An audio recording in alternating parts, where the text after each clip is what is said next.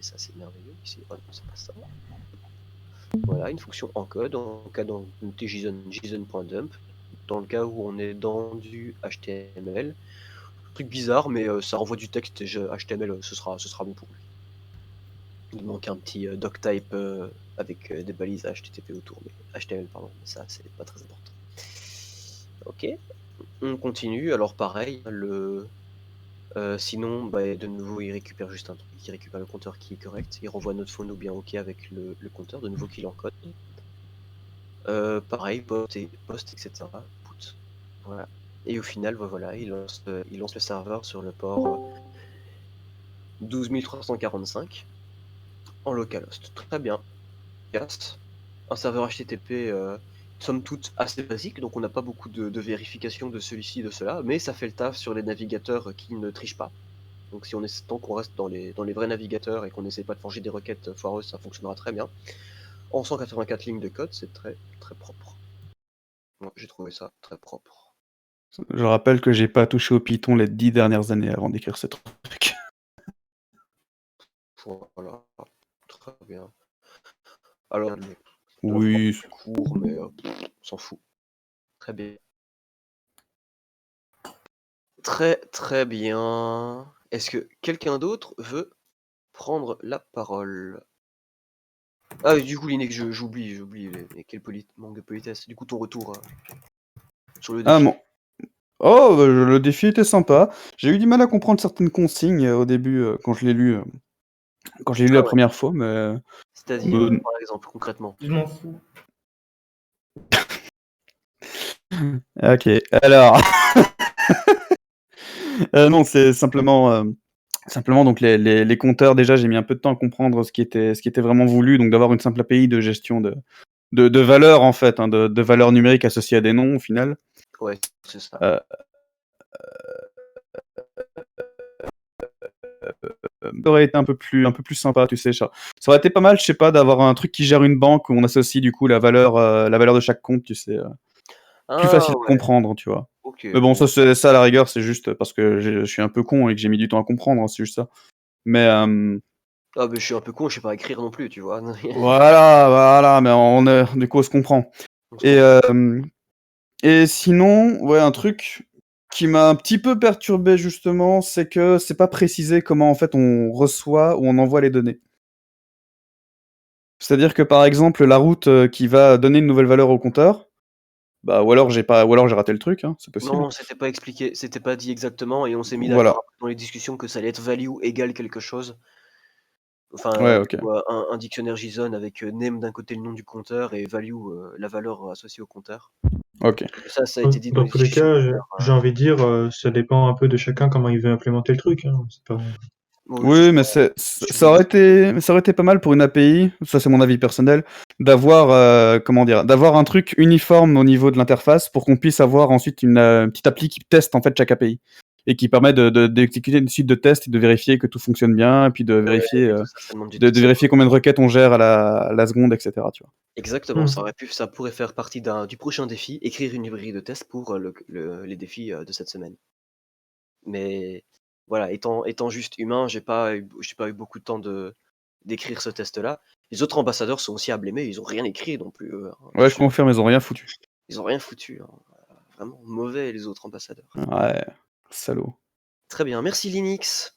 Eh bien, Est-ce que quelqu'un avec d'autre veut plaisir, prendre hein. la parole?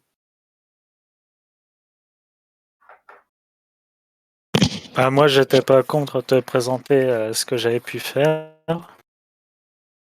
Il y a pas de, ton code est pas sur.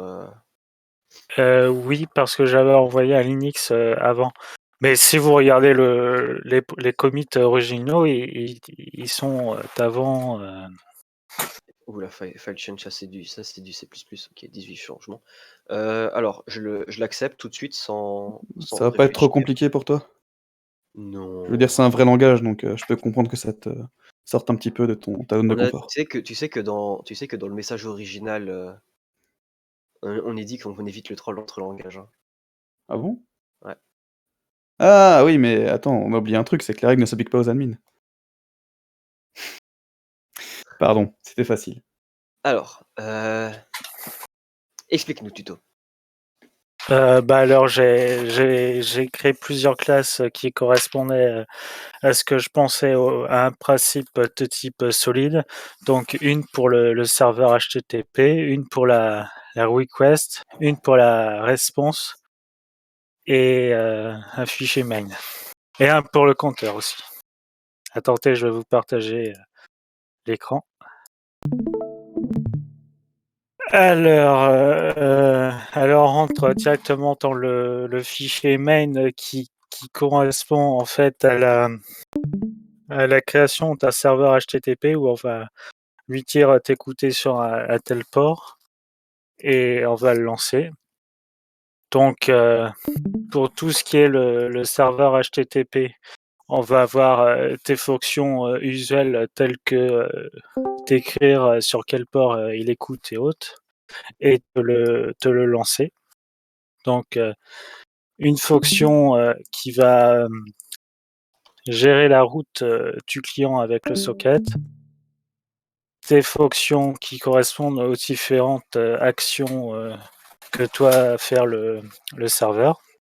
Donc obtenir un compteur spécifique, tous, etc., etc. Et quelques fonctions usuelles qui permettent d'obtenir un compteur, une autre fonction qui permet d'obtenir le compteur étoile, et une fonction TTL.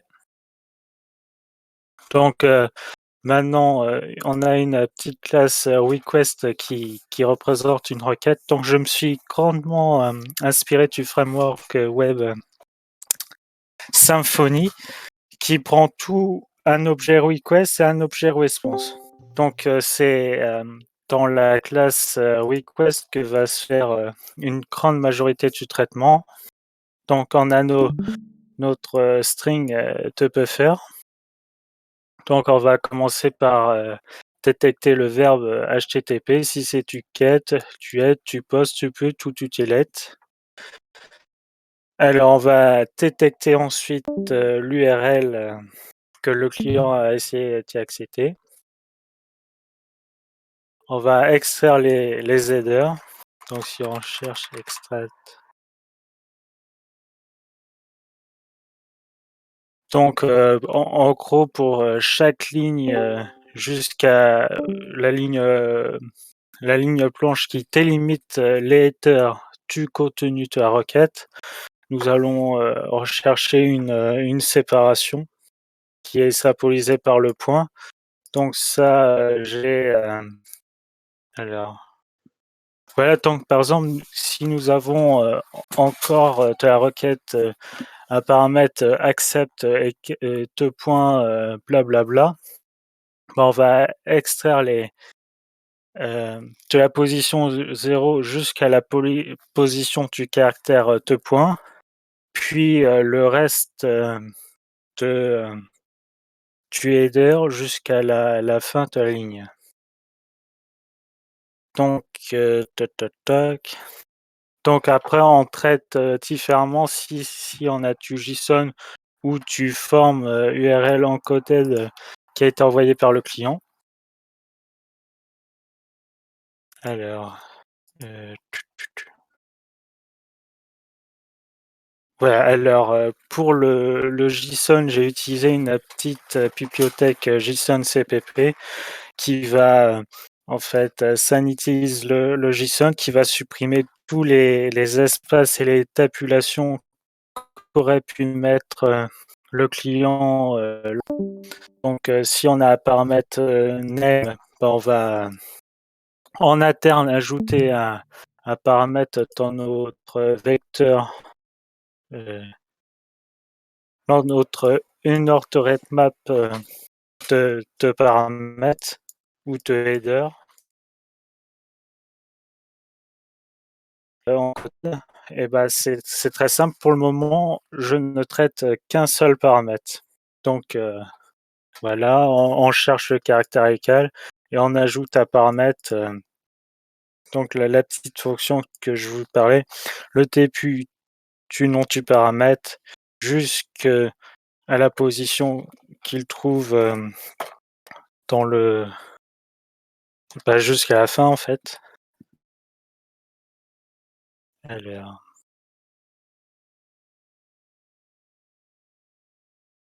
Donc la classe request se compose principalement de fonctions utilitaires qui vont être utilisées lors au début. On fait écouter le serveur sur le port spécifié et l'adresse spécifiée. Donc on initialise le compteur initial carotte à 10. Donc voilà, le serveur écoute sur le port. Voilà.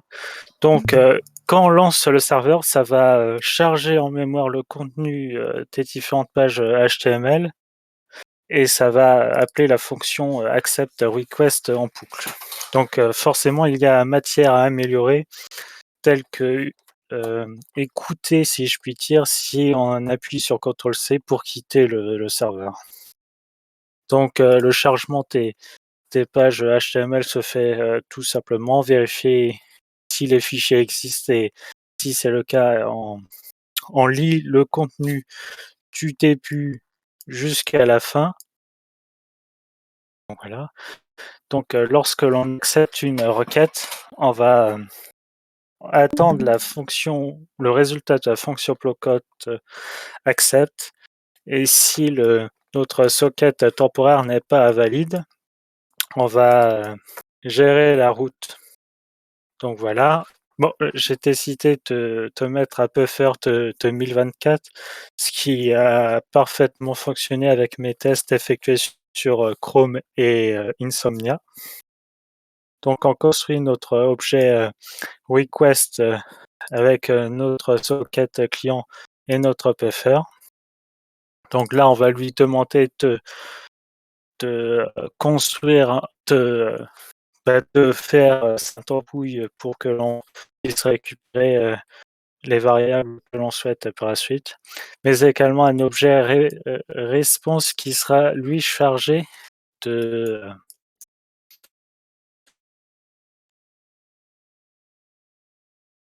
différentes réponses. Donc une option try run qui permettra de gérer le cas des heads, qui est en fait tout comme le verbe get, mais sans le reste de la réponse. Oui, Tu peux accélérer un peu le rythme, s'il te plaît? oui, bien sûr. Donc voilà, là on vérifie tout si les méthodes. Pas besoin de rusher non plus, hein, mais Ok. juste. Oui, non, On est plus intéressé parle par de pas tellement le résultat, mais d'avoir les grandes idées et de voir un peu comment, genre, par exemple, tu as fait le parsing et tout. Très bien. Mais rentrer à full en détail, on veut dire, c'est pas un framework qu'on compte utiliser, quoi. Bah oui.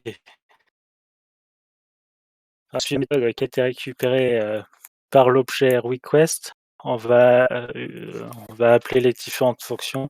Donc, par exemple, si je prends la fonction pour obtenir un compteur spécifique, on va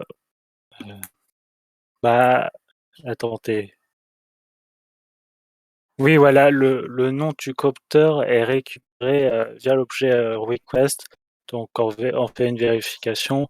Si le compteur c'est étoile, on répond en appelant avec la fonction pour retourner le compteur étoile. Sinon, on le cherche et si on le trouve. Donc, de nouveau, en fait, ton routeur, c'est des if, elif, elif, quoi. On est d'accord, hein. Oui, voilà, c'est ça. T'as pas moyen de venir injecter une route en fonction de l'URL que tu lui donnerais dynamiquement, quoi. Oui, voilà, c'est ça. Je me Ok. suis vraiment concentré sur le fonctionnel. Ok, très bien. Donc voilà pour la fonction qui répond au client. Donc request, response et tous les compteurs. Ok. Donc si le client accepte tout, donc on va lui envoyer du HTML. Donc là, on met un HTTP statut 100 et puis on construit notre tableau en HTML. avec Alors, notre je compteur vois que tu étoile. mets des TRTD, c'est très bien. Est-ce que tu as pensé, qu'est-ce que fait ta ligne 190 de réponse HTML? Ça construit bien un package parce que ça, tu peux pas juste envoyer TRTD, tu dois envoyer normalement doctype, HTML, body, et puis ton body dedans. Est-ce que tu fais bien tout ça? Oui, oui, oui, oui. J'appelle la fonction white de mon objet response avec le contenu, le string de la réponse de mon code HTML. Et donc là, je mets bien le header qu'il va, serveur, control length. Si c'est un try run, j'ajoute juste la réponse et puis c'est bon. Et j'envoie au socket le contenu en fait. Ok. Donc, Comment est-ce que tu as géré le fait de pouvoir avoir plusieurs utilisateurs en même temps? alors, donc je vais repartir sur le code. En fait, il y a le serveur en lui-même ne fait pas de multithreading, donc je comptais vraiment sur la vitesse de C++ pour Tu acceptes les utilisateurs et tu les processes instantanément, oui. séquentiellement, je veux dire. Oui, Mais il s'avère que ton application doit faire des requêtes externes, ou bien comme on l'avait demandé, doit faire des calculs, des gros calculs. Ben, tu es coincé et tu dois processer complètement un client avant de pouvoir en processer un autre. oui, voilà, c'est ça. Ok, très bien. Donc, après tes tests de vitesse, j'ai quand même trouvé que la durée maximum de requête est de 200 millisecondes, ce qui laisse quand même potentiellement beaucoup de marge. 200 millisecondes, c'est beaucoup, hein. Ah C'est bah long, oui, je oui. veux dire. Je veux dire, c'est long. Ok, d'accord, très bien. Merci beaucoup. Et donc, ton avis sur le défi, est-ce que toi aussi, tu as eu des difficultés à peut-être comprendre les pensées? Quel est ton avis là-dessus? Bah, j'ai vraiment aimé ce défi. Ça m'a permis de reprendre le code que j'avais commencé à écrire il y a quelque temps pour un petit serveur HTTP en C++. Euh, Bah, je rien te si j'ai dû trouver une autre bibliothèque pour le JSON parce que celle que j'avais choisie en premier, elle ne fonctionnait plus. Bref, c'était le bazar. Ok. Est-ce que tu as une conclusion à donner en plus ou bien... Puis si je devais faire ce projet pour en mode professionnel, j'essayerais d'utiliser le multi-threading ou encore d'autres techniques telles que Linux m'a décrit tout à l'heure. Donc je ne me rappelle plus exactement. Le polling. Les polling, Voilà, je c'est sais. ça, le polling. Alors, ça me permet en fait de faire une petite aparté. Vous avez été nombreux à associer l'idée de devoir utiliser plusieurs utilisateurs en même temps, égale je dois utiliser des threads. Il s'avère que quand on fait de la programmation réseau, le multithreading n'est pas forcément la voie à privilégier. Ici, ça fonctionne bien pour HTTP. Pour HTTP, pourquoi pas? Vous pouvez faire du multithreading. Vous pouvez même utiliser des threads, non pas système, mais des threads des threads en user space, si votre langage le permet. Par exemple, en Python, on pourrait utiliser Gevent pour ça, ou bien Green Thread. Ça existe aussi dans d'autres langages. Je sais qu'en Go, ils sont très forts pour faire ça. Ou bien vous pouvez aussi modifier les setting systems pour que les threads soient plus rapides à lancer et qu'ils prennent moins de place. Ça étant dit, utiliser du multithreading, ça fonctionne bien parce que HTTP est un protocole stateless. Ça veut dire qu'une requête se suffit en elle-même. Vous avez la requête et vous avez un cycle HTTP complet. Genre vous recevez une requête, vous la parsez, vous la processez, vous générez une réponse, vous la renvoyez. Et voilà. Et donc là, il y a un départ bien défini et une fin bien définie.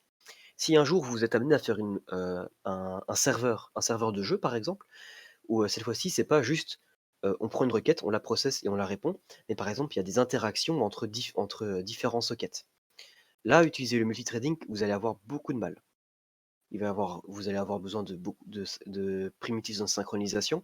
Et qui dit primitive de synchronisation dit des performances désastreuses si on ne fait pas très très attention.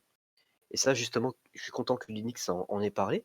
Si vous utilisez le polling, ça veut dire vous acceptez tous vos clients dans un seul thread, ok, et vous communiquez avec eux tous dans un seul thread également. Comment c'est possible? C'est possible avec des API tels que Select et All, ou bien pour Windows. Rappelle-moi pour Windows Linux, c'est IOCP, je pense, je ne suis plus sûr. Alors, sous Windows, tu as Select, mais Select, c'est vraiment vieillot et c'est des limitations assez fameuses. C'est vieillot, Il y ouais. a, il y a l'équivalent de Paul qui est WSL Paul sous Windows. Ok. Et il y a effectivement IOCP qui est le plus performant des trois Et, sur ces plateformes. IOCP, tu peux me confirmer que c'est l'équivalent, même mieux, de KQ et Paul pour Linux et Solaris, quoi. Ouais, c'est un fonctionnement un peu différent, mais concrètement niveau performance, ça envoie quoi. Ok, merci. Et donc, on va prendre l'exemple de Select et de Paul qui sont un peu les plus simples. Ok, donc vous avez on va dire une liste ou bien une array avec tous vos file descriptors, tous vos sockets. Ok, et vous balancez cette liste au système avec Select ou bien Paul. Select va vous renvoyer et dire voilà quels sont tous ces sockets là sur lesquels tu peux lire. Tu vois, sur lesquels si tu appelles read ne va pas bloquer. Et c'est ça en fait le vrai problème que vous avez avec le multithreading. C'est pour ça que vous utilisez le multithreading, c'est que quand vous faites un read, ça bloque. Quand vous faites un accept, ça bloque. Utiliser ces API comme Paul ou Select, ça permet d'avoir en quelque sorte un read qui bloque pas. Le read va toujours bloquer en vrai, mais quand vous allez lire dessus, vous avez la garantie qu'il y aura des données à lire et que donc de facto, vous n'allez pas attendre dans le vide que des données arrivent. Alors, si on utilise juste Paul et Select comme ça, vous n'allez pas non plus avoir des performances de dingue, parce que le fait de quand même lire les données pour les sortir de la carte réseau vers votre mémoire centrale, ça prend quand même du temps. Et donc, pendant ce temps-là, que votre CPU il tourne dans le vide, c'est du temps qui est perdu et que vous ne pouvez pas faire autre chose. Pour ça, Paul, KQ et IOCP permettent de quand même utiliser votre processeur pendant que le système fetch les données. Okay. Et donc ça, c'est une manière de gérer plusieurs clients en même temps. Alors, on reste dans une application du coup qui est séquentielle, où il n'y a pas de multithreading. Il y a moyen de rajouter du multithreading s'il y a besoin d'aller faire des opérations autres, mais vraiment pour la partie réseau, faire du multithreading n'est pas la solution à laquelle vous devez penser immédiatement lorsque vous faites un serveur. Vous devez penser d'abord aux autres, et peut-être que si vous êtes dans des situations où vous pouvez vous permettre d'utiliser des threads, c'est quand même plus facile d'écrire, en tout cas quand chaque thread est bien isolé, c'est quand même plus facile d'écrire des applications multithreadées que d'écrire des applications événementielles. Mais donc le premier réflexe que vous devez avoir, c'est penser, est-ce que je ne utiliser Paul Select n'est pas suffisant pour mon use case?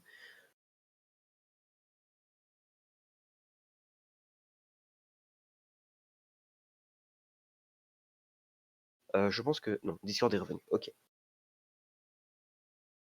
Oui, on peut enchaîner sur un exemple en multithreading après. Je vais donner la parole à Linek s'il est là. Ouais, il est là, je tourne vert. Ouais, je suis là.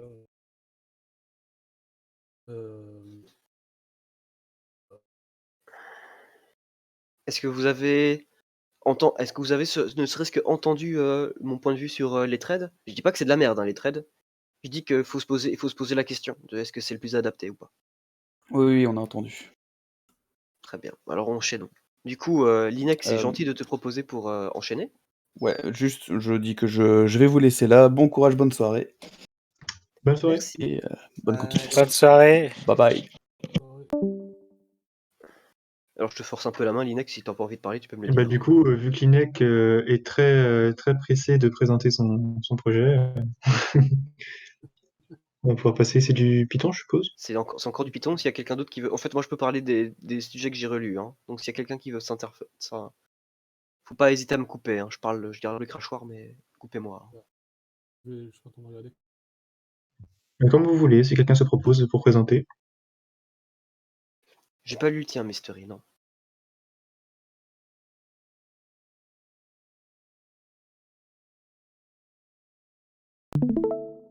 C'est bon? Ouais, c'est bon. C'est une page GitHub. Hein. bien. Alors, je vais te faire comme ça. Hop, vous voyez bien. On lit tout. Alors, de nouveau, hein, on a déjà dû voir comment tu as géré plusieurs clients en même temps, comment tu as fait pour parser, comment tu as fait pour router, et comment tu as fait pour encoder, décoder. D'accord. Donc j'ai un certain nombre de classes. Alors j'ai une classe pour les requêtes, une classe pour le serveur. J'ai pas fait de classe pour la réponse, mais ça sera nécessaire si on veut améliorer le truc. Pour ce qui est de répondre à plusieurs clients en même temps, j'ai mis du threading. Alors au début j'ai fait un threading un peu plus. D'ailleurs c'est pas le dernier. Normalement, c'est Plus mergé, hein. complètement. Normalement, c'est tout juste mergé, hein, ton Je code. suis sur mon truc à moi, et je suis pas sur la bonne.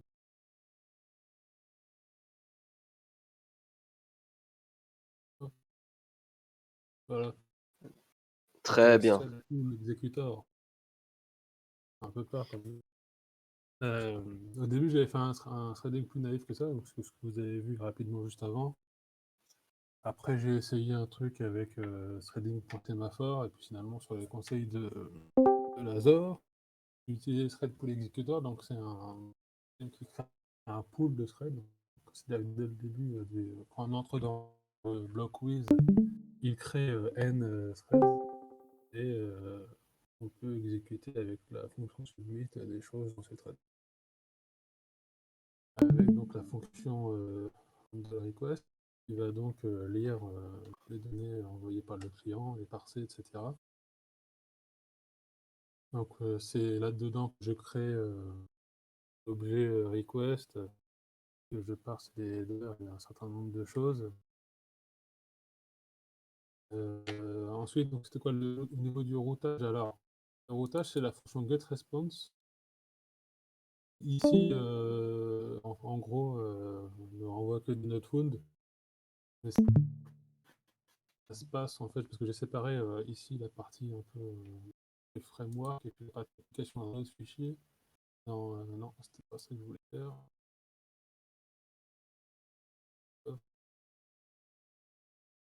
Donc, avec une classe qui hérite de mon serveur tout à l'heure et qui surcharge la méthode getResponse ici.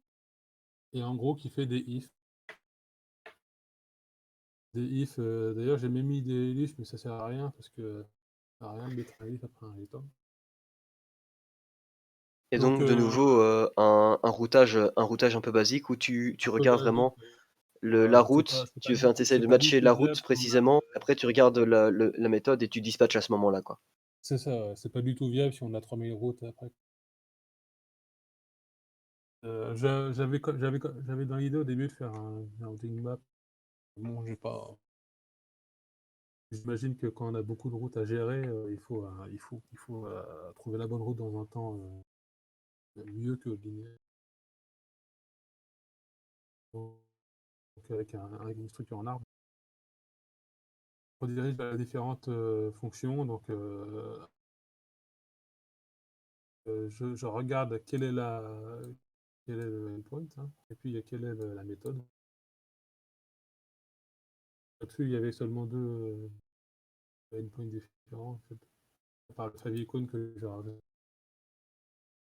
Et puis chaque possibilité on va vers une fonction différente qui va effectuer les actions nécessaires. Donc favicon, c'est juste récupérer le fichier et renvoyer. À chaque fois en utilisant la fonction makeResponse, qui va s'occuper en fait de gérer un certain nombre de choses. Et j'ai fait aussi une fonction de rendu, donc renderDatas. RenderData, c'est justement le truc qui va regarder en fonction du accept dans quel format générer les données. C'est ça, exactement. C'est-à-dire, je renvoie un objet Python. En argument, il y a un objet Python qui est en fait un objet Python JSONifiable. Et puis la requête. Alors, ça aurait pu être une méthode de l'objet requête d'ailleurs.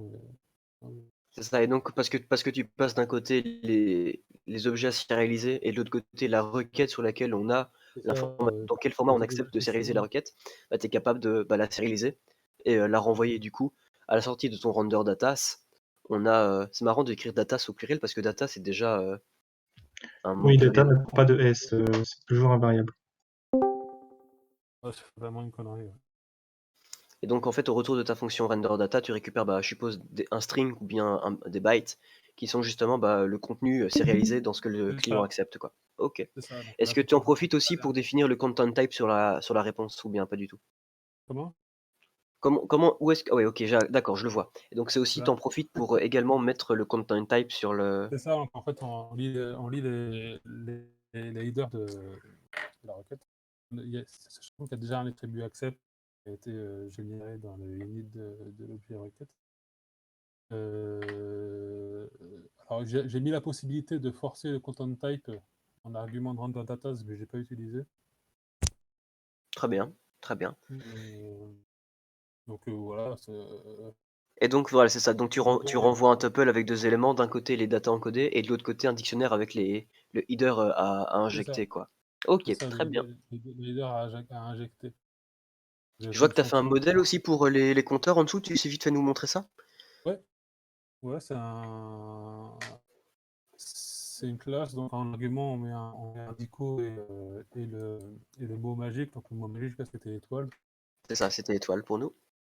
Donc Et alors du coup, avec avec le des... magique pour savoir si le mot en question est un mot magique. Les fonctions getItem qui va donc avec un if, si c'est magique, alors on renvoie la somme des valeurs. Cet item qui les headers qui J'ai une mentionne question pour toi. Pourquoi ne pas avoir fait hériter ta classe de collection.userdix?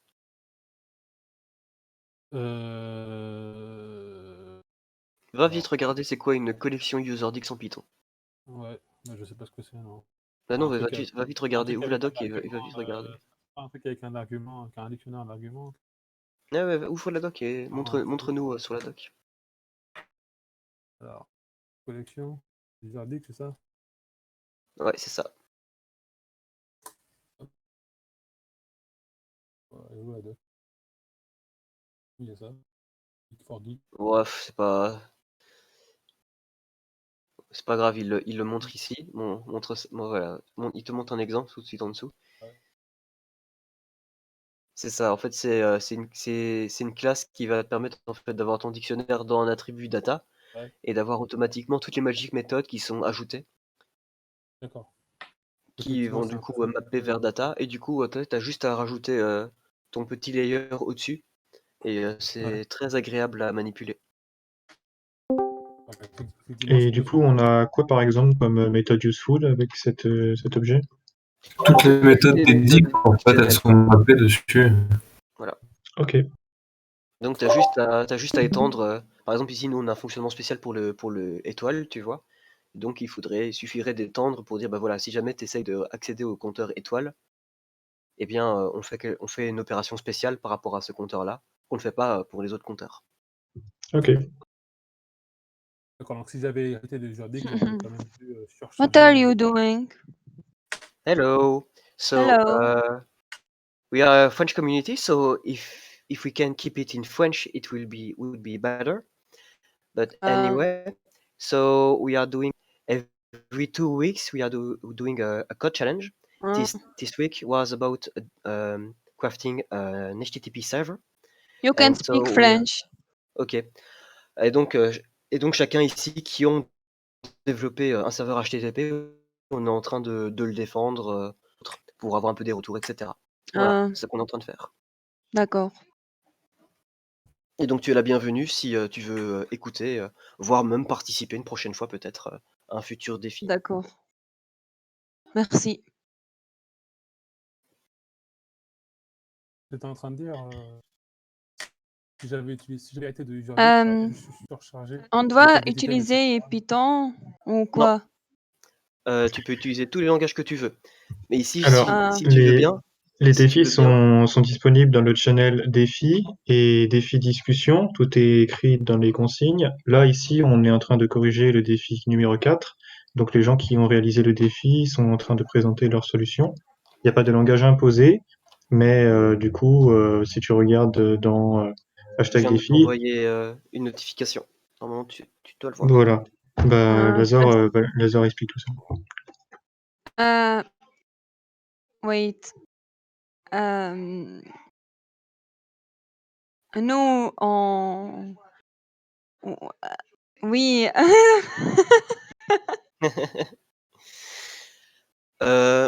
Si tu veux, tu peux m'envoyer en message privé et mais ainsi on peut continuer la présentation de l'INEC, ok? Ok, Si tu peux du coup mute ton micro et ainsi on reprend la présentation. l'INEC, on t'écoute. d'accord. Ok. Alors, on était où du coup? Sur le compteur, on a fini, je pense. La classe compteur. Sur serveur. Alors, ça, c'est la menu qui ralentit les requêtes. Donc, ce que j'ai voulu, c'est que la fonction make response soit assez simple en fait. Alors je vais retourner sur l'autre fichier. Hop. Si j'ai dictionnaire, en fonction du numéro, il va me trouver le petit texte qu'on écrit à côté. Je dois avoir un nom, mais je ne sais pas. Et donc la fonction make response, elle est où? Elle est là. Elle est assez simple. Il me rajoute le header content length. Hey, C'est pour dire quelle est la longueur, la longueur du body. En fait. Et puis c'est ici que j'ai mis. Mike, if you could please stop keep interrupting the presentation, please. Thank you. Donc, Lazare, du coup, tu m'avais donné un. Tu m'as dit qu'il fallait qu'on parle de quoi encore? Je crois que c'était tout, non? Ben, en fait, selon moi, on a fait un peu le tour. Donc, moi, ce que j'ai bien apprécié, c'est justement découpé, donc assez modulaire. Et aussi que du coup, bon, c'est un peu, moi je trouve ça un peu compliqué. C'est bon, bah, de mon expérience au boulot, je trouve ça un peu compliqué de devoir aller étendre un objet requête, un objet serveur pour pouvoir rajouter des informations dans le routing. Je trouve ça un peu compliqué. Mais Ouais, sinon, je trouve ça correctement modulaire et ça reste assez agréable à lire. Ça a été assez facile à review. Donc moi, j'étais plutôt satisfait de ce que tu avais fait. Modulo, que moi je suis allergique à utiliser du trading pour des serveurs réseau, mais ça c'est un problème personnel. oui. Et modulo le S à data, mais à part ça, voilà, c'est très bien. Ouais, c'est ça. J'ai pas énormément d'expérience avec la synchrone, donc j'ai pas voulu aller là-dedans. Non, mais c'est ça, mais en fait, c'était surtout que tu vois, t'acceptais des clients en boucle, donc c'était l'opportunité de pouvoir venir pointer tel ou tel problème. C'est aussi l'occasion de te parler des poules. Alors, vite fait, si tu sais remettre le code avec la poule devant toi, lorsque vous faites un serveur qui acceptait des requêtes, Apache fait ça. Apache, c'est un serveur web qui fonctionne du tonnerre. Ok. Ça importe limite. Le truc, c'est que des trades système, ça met du temps à démarrer, ça met du temps à s'arrêter. Si vous démarrez un nouveau trade à chaque fois que vous avez une connexion, ben, vous perdez facilement 200-300 millisecondes juste pour démarrer le trade. Okay, et après seulement vous pouvez processer la requête. Donc c'est mieux d'avoir déjà toute une série de trades démarrés au départ, prêts à recevoir des requêtes et à les processer. Ah bah tiens, elle est partie. Ouais, voilà, c'est un point que je voulais soulever aussi. Je vois, alors peut-être pas ici, mais dans certains travaux où des gens justement développaient des serveurs. Parfois, une approche que j'ai régulièrement, c'est de créer un trade par client. Bon, outre le fait que créer des trades, ça prend des ressources système, mais aussi, on peut pas se permettre de créer forcément un trade par client parce que bon, vous voyez bien que si on a 300 clients, on peut pas créer 300 trades, voilà. Même si on a des serveurs très puissants, ça risque de poser problème. Donc c'est mieux effectivement d'avoir quelques trades qui sont créés au lancement du serveur, par exemple une vingtaine si on a un bon serveur. Pour nuancer ton propos, parce que j'ai lu des benchmarks récemment, Oui. quand tu dis 300, en fait 300, on reste encore dans une certaine zone de confort pour avoir une approche par thread. C'est à partir du moment où on dépasse plutôt le millier de connexions simultanées, le millier de connexions simultanées, où là, le trading est mis à terre. Voilà, tout à fait. Par la minimalisation du système. J'ai Et pris un encore, chiffre tout à fait au pif, hein. J'ai dit 300 Ah comme si, ouais, ça, mais je t'apporte le effectivement, vrai chiffre. Le vrai chiffre, c'est 1000 pour les trades système. Si tu fais pas Mmh. si tu t'amuses pas à tuner les trades pour utiliser moins, plus de mémoire, etc., etc.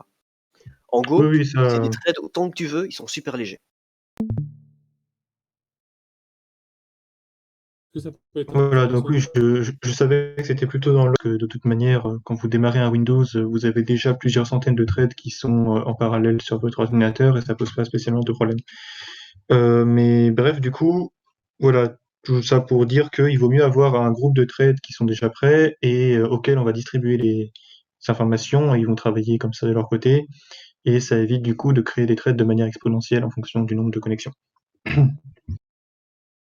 Ça peut être intéressant de faire du multiprocessing quand on a un gros serveur avec beaucoup de connexions.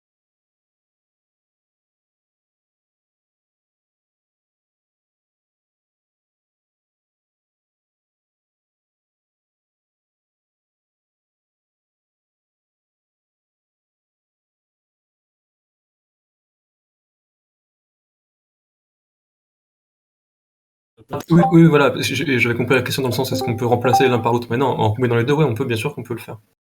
Combiner. Enfin, quand les ressources sont pas concurrentielles, mais on peut le faire. Oui, et puis il fallait quand même que je monte mon petit 404 Notchroom. Ah oui, j'avais pas remarqué. Effectivement. Pour abonder dans ton sens, Triphase, ce qu'on fera plus souvent, en tout cas, c'est ce que Apache fait, c'est lancer des process en parallèle, ça. Donc, en fait, il se fork au départ, donc il repose pas sur les threads, il se fork au départ pour avoir justement plusieurs processus, indépendants les uns des autres. Moi, ça, c'est parce que c'est HTTP que c'est stateless. Et le fait d'avoir plusieurs workers, du coup, eux-mêmes, sur chaque worker, et du coup, tu as, je pense, 2 fois plus 1 le nombre de CPU en termes de workers.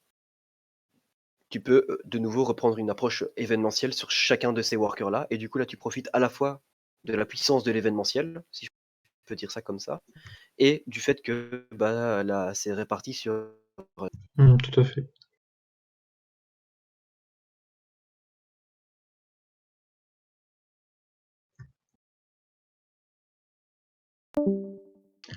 Ok, mais c'est pas mal tout ça.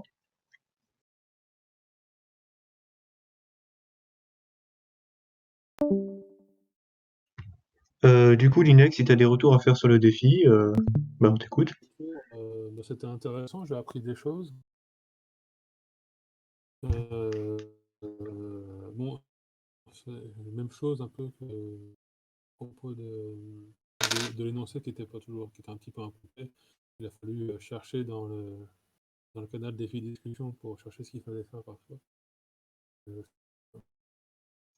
C'est vrai, j'ai noté aussi quelques points pas clairs dans l'énoncé que j'ai vu après, notamment au niveau des compteurs. Je crois qu'on pouvait faire mieux, mais bon, voilà. Après, il y a le channel de discussion. Si vous avez des etc., n'hésitez pas, hein, il faut pas hésiter à demander. Est-ce que pour une prochaine Et fois, vous préférez qu'on mette à jour l'énoncé directement?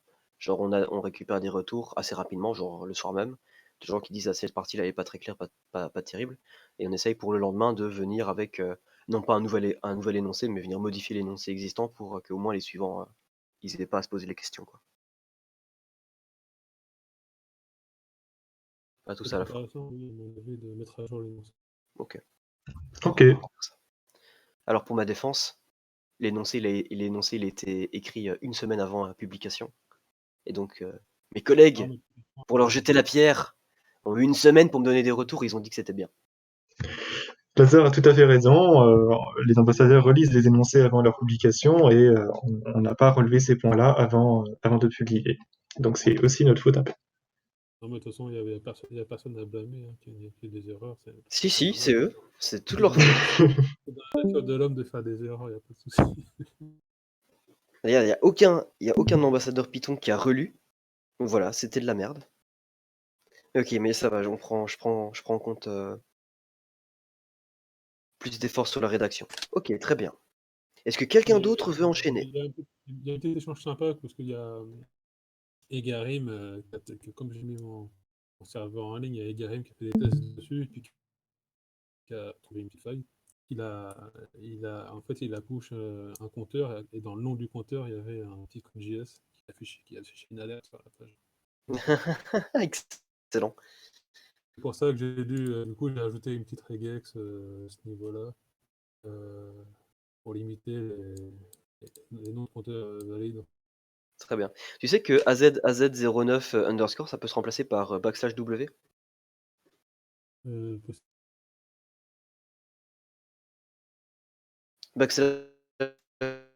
\W correspond à AZ09 underscore. D'accord. Je pense qu'il y avait plus de caractères que ça. Moi, j'aurais dit qu'il y avait plus que ça aussi. Il y a peut-être le tiret en plus, mais sinon il y a que ça. Il y a très peu dans \W.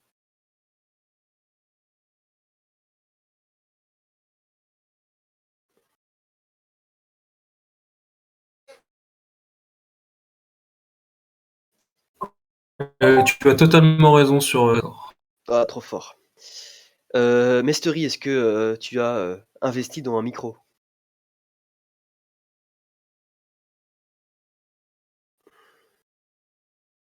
Est-ce que tu as investi dans la télépathie?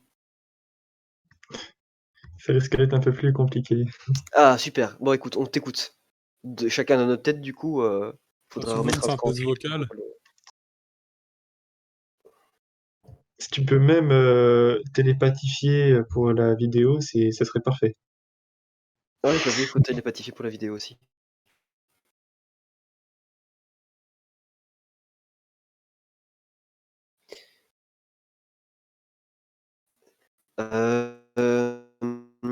Mais sinon, plus sérieusement, est-ce qu'il y a la contribution et qui serait susceptible de présenter ta contribution à ta place?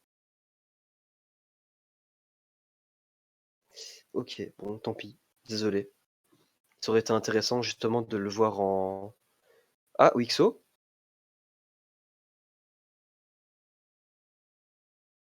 Mais il répond pas. Ça aurait été intéressant de voir justement une approche en JS, qui est justement un langage qui est assez adapté pour faire ce genre de traitement, de fait de leur approche événementielle, et que l'événementiel est directement injecté dans le langage même, que c'est l'approche préférée pour, bah, pour faire du JS. Si l'approche préférée c'est de l'événementiel, c'est intéressant de voir justement un serveur en événementiel. Mais malheureusement, personne pour présenter ces travaux. On va devoir passer à quelqu'un d'autre. Alors, en regardant vite fait dans la liste des défis, il nous reste aussi eSwitch. Je ne sais pas s'il est présent actuellement. J'ai pas l'impression. Et sinon, on quitte le monde du script. Florent, qui n'est pas là non plus. Florent s'excuse, il ne peut pas être présent pour, pour la partie Java. Mais donc, sinon, on a fait un peu le tour des soumissions. Alors, Wixo, la question c'était, est-ce que tu as de Mestery et tu serais capable de le présenter à sa place?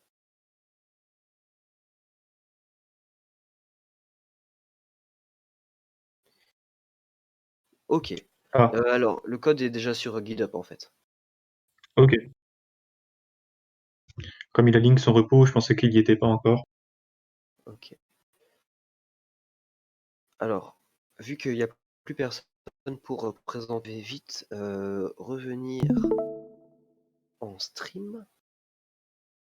Et je vais venir vous montrer le C10K, qui est un document que je vous avais tout ce que je disais, l'événementiel, le multitrading, etc. Tout ça qui est repris dans ce document-ci. Et alors, je le rappelle que ce document, en fait, je l'ai partagé dans les défis.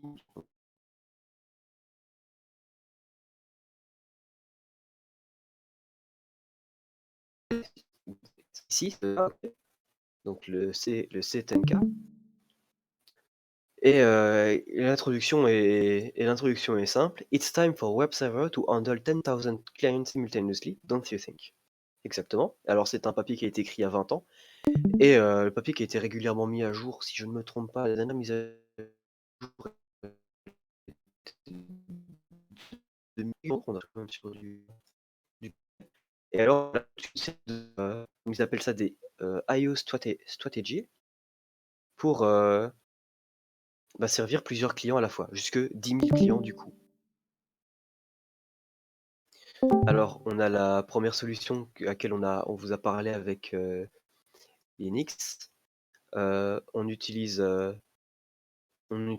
les threads, on fait du non-blocking IO, ça c'est un peu technique. Et alors, ce qu'on appelle Level Triggered Readiness Notification, ça veut dire qu'on va demander au système, on lui donne une liste et on demande au système, parmi cette liste-là, quels sont les file descriptors sur lesquels je peux lire? Quels sont les file descriptors sur lesquels il s'est passé quelque chose d'intéressant? Ok. Alors, voilà, il parle du traditionnel select et poll. Donc, comme on l'a dit, Ah, vous donnez la liste et vous récupérez le. Oui. alors, si je peux juste faire un commentaire sur le non-blocking IO. Ça peut être une bonne alternative au multithreading. Par exemple, tout à l'heure, on parlait de la méthode accept qu'on peut appeler sur une socket pour du coup accepter une connexion entrante depuis un client. Il existe des manières. Le problème de cette accept, c'est que c'est bloquant. Donc, tant qu'on est en train d'accepter un client, on ne peut pas en accepter un autre. Quand on est sur un seul processus. Et le fait de gérer ça de manière non bloquante, ça peut permettre de gérer plusieurs connexions en même temps, tout en étant sur le même, sans forcément faire du multithreading en fait. On va laisser Alors, le. je me permets Vas-y. de rajouter un petit détail par rapport au fait d'être bloquant ou non bloquant. En fait, l'avantage l'avantage, pourquoi est-ce que ces appels RECV, send, accept sont bloquants? C'est parce qu'en fait, le système a énormément d'optimisation par rapport au fait que les données sont là, sont pas là. En fait, quand vous allez essayer d'accepter une connexion et qu'il n'y a personne à accepter, votre processus, il va pas monter à 100, votre 3% d'utilisation du CPU. Il ne va pas vérifier à l'infini, attendre qu'on accepte quelqu'un. Okay. En fait, le processus dans un état spécial, un état waiting, et cet état va être automatique, et automatiquement, il va être réveillé, il va être enfin, il va être résumé quand la ressource pour laquelle il sera en attente sera disponible.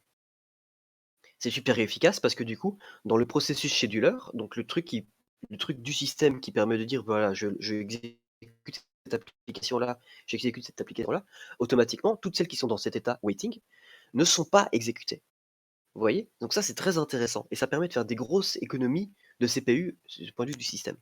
Le danger à faire du code, enfin de l'IO non bloquant, c'est que du coup là, le système va immédiatement vous répondre, parfois quelque chose de vide, parfois une erreur pour dire attention, j'ai accepté personne. Ok, il faudra gérer cette erreur de votre côté.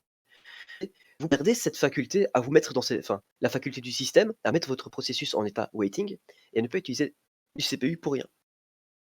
Il faut rester attentif à ce genre de problématique parce que vous n'avez pas envie d'avoir des serveurs dont le CPU monte à 100% alors qu'il n'y a aucun client qui sont connectés dessus. Vous ne voulez pas avoir ça. Il faut rester quand même attentif à ce genre de problème. Et justement, Poll et Select permettent des alternatives à ça. C'est intéressant.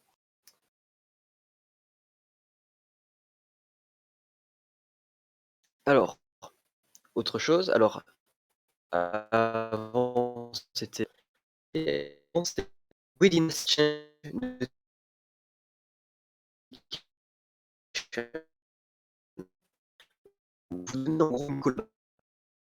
Vous dites au système, ok, dès qu'il y a un événement qui arrive sur ce file descriptor-là, j'aimerais bien que tu exécutes cette fonction. Et du coup, là, c'est le système qui est responsable de venir exécuter votre fonction quand lui, il sait qu'il y a quelque chose. Le système, lui, il sait quand il y a des choses qui se passent sur votre carte réseau. Okay, et donc, utiliser des Readiness Change Notification avec CAPU ou bien Apple, c'est venir dire au système, ben voilà, on configure le système d'une certaine manière à que dès que le système voit qu'il y a des changements, que notre application n'est pas au courant, c'est deux choses différentes, dès que le système voit qu'il y a quelque chose qui s'est passé, il peut venir exécuter une fonction dans notre code. Et donc là, on a une relation immédiate. Dès qu'il se passe quelque chose, on exécute une fonction dans notre code. Et cette fonction, ça peut être lire le socket, par exemple. Et donc là où on avait le problème avec de bloquer et de pouvoir faire qu'un seul utilisateur à la fois, ou bien de devoir mettre le socket en non bloquant et donc de continuellement vérifier si on n'a pas des trucs à faire.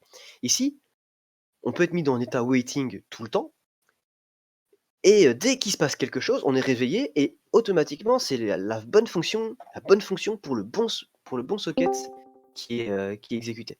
Ça c'est génial, c'est ce que vous avez envie de faire pour les gros serveurs. Ok. Et alors en plus, et ça Windows ils sont super forts, là-dessus. J'essaie d'essayer de le retrouver. Je n'arrive pas à le retrouver. IOCP. Voilà. Et donc c'est bien dans celui-ci. Et alors le dernier, Asynchronous Input-Output, ça c'est la méthode de Windows IOCP. C'est comme KQ et Apple. Je m'y connais pas assez, donc je peux pas tellement parler moi-même.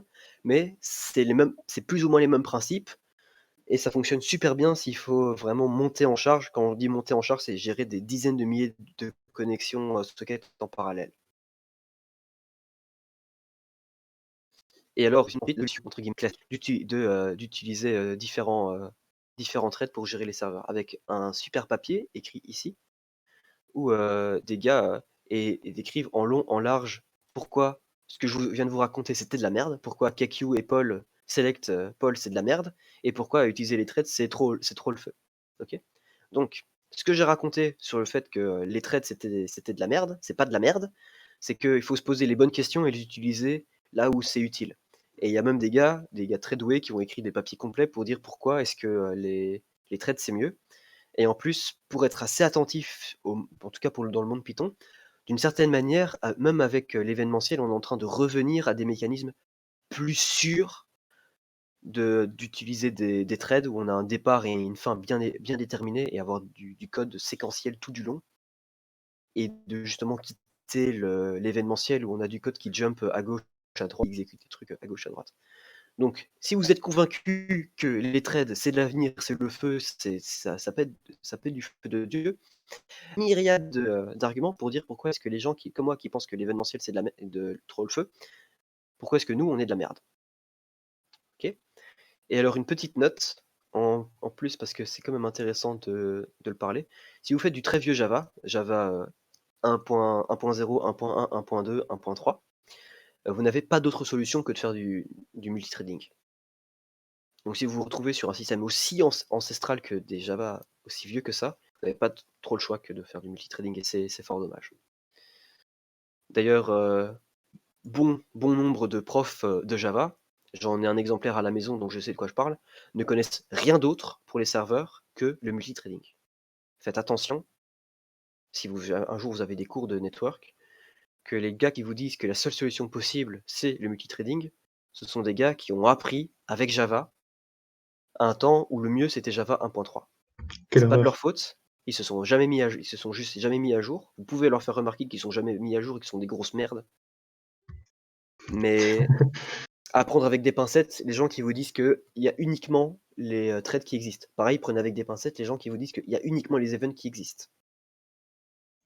Alors pour l'anecdote, j'ai commencé à faire le défi en Perl, parce que j'aime bien le Perl. J'ai pas pu le terminer pour aujourd'hui malheureusement, mais je le terminerai quand j'aurai le temps. Et il faut savoir qu'en Perl, il y a quand même une petite particularité. On a une librairie qui est capable de gérer le multithreading, qui nous permet de créer et de gérer des threads, mais elle est officiellement déconseillée par Perl lui-même en fait. Parce que les mecs qui s'occupent du langage Perl, ils ont bien voulu implémenter ça, mais après coup, ils ont décidé que c'était pas vraiment une bonne idée. Ils sont pas franchement pour l'utilisation des threads, voilà. Et donc, quand j'ai voulu du coup implémenter le serveur web, il y avait un petit peu ce débat entre ceux qui voulaient utiliser les threads pour ça et ceux qui disaient mais non, faut pas utiliser ça parce que voilà, on peut faire sans, etc. Voilà. Donc tout ça pour dire que c'est pas forcément que en fonction du langage, parce que là on parlait spécifiquement de Python, mais en fait c'est valable un peu partout. Ah oui, ici le papier que je vous donne, c'est pas des librairies qui existent pour Python, c'est des librairies qui viennent avec POSIX d'un côté, Windows de l'autre. Donc c'est des trucs qui existent virtuellement dans tous les langages, quoi. Mm. C'est plus une façon de concevoir le programme, en fait. C'est de l'architecture. Bien sûr. Ben, merci à tous de nous avoir écoutés. Je propose que l'on revienne sur ce qui vous intéresse, hein, le défi de la prochaine fois. J'ai la connexion. Un peu tard. Mais il n'est jamais trop tard pour bien faire. Alors, Mystery, moi franchement, tester des serveurs, ça me fait pas vraiment chaud ou froid. C'était pour le sport. En fait, le truc, c'est que je vous ai même pas parlé. En fait, je vous ai même pas parlé de mon propre serveur, hein. J'ai bien fait de ne rien dire par rapport à mon serveur parce que justement, moi, je l'ai fait en asynchrone. Mais le truc, c'est que je l'ai même pas exécuté. Je l'ai même pas lancé ce serveur, tu vois. C'est du code actuel chez moi. Alors, tu vois,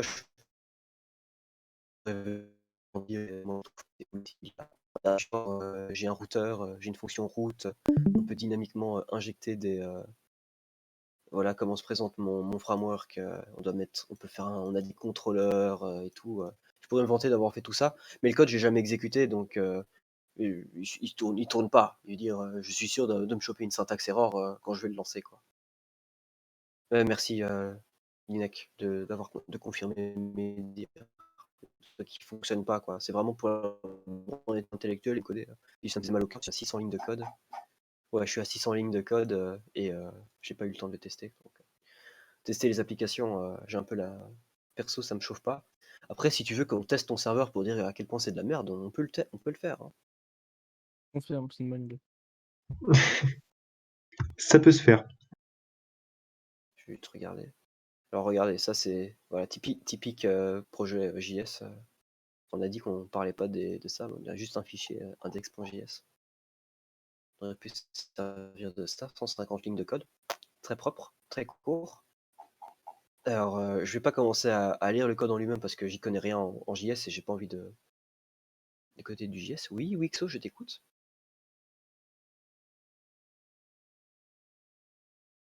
Il y a la partie serveur sous son profile. Quoi?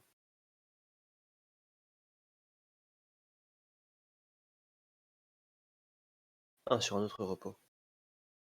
Ah, il a pas tout push là-dessus?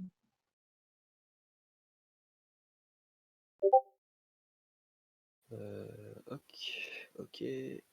Ah ouais, ok, Ouais. d'accord. Comme je disais, Mystery, si t'as du code qui reste, n'hésite pas à faire une pull request pour tout ramener sur le repos de None. Ouais, au moins, on a un repos qui est complet. Moi, je crois que mon code n'est pas sur le repos actuellement. Bah pareil. Comme ça, au moins, c'est pas éparpillé. On peut mettre éventuellement un lien vers ton repos si tu le souhaites. Mais au moins, il y a un seul endroit où regarder qui regroupe toutes les solutions. Ouais, je pense qu'il faudrait que je fasse ça. Je le ferai demain. Ok. Alors, sinon, pour la prochaine fois qui du coup, je le rappelle une deuxième fois, mais ce sera peut-être en juin. À voir comment se déroule, s'il y a bien des ambassadeurs qui reprennent les défis ou pas. Bah, j'espère bien, hein. Moi, c'est pareil, je serai pas dispo durant au moins les 3 prochaines semaines. Un ambassadeur pour proposer au moins un défi d'ici à ce que je revienne.